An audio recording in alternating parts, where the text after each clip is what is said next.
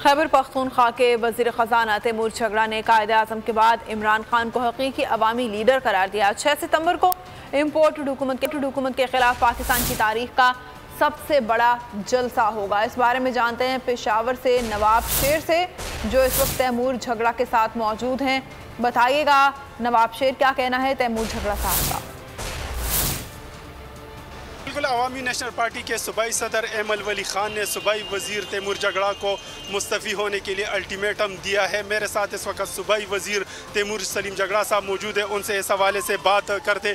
जी, NP आपको मुस्तफ़ी होने के लिए उन्होंने अल्टीमेटम दिया है, कह रहे अगर मुस्तफ़ी ना हुए तो धरना देंगे, क्या कहें?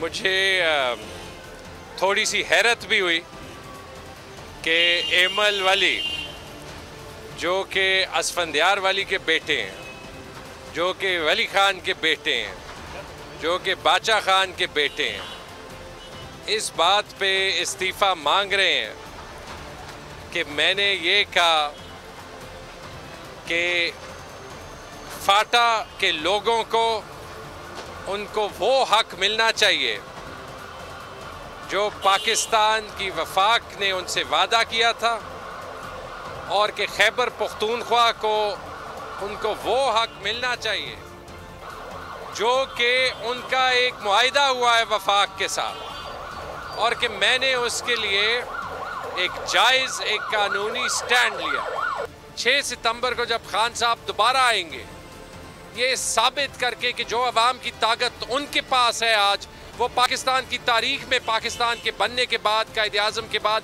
किसी के पास नहीं रही।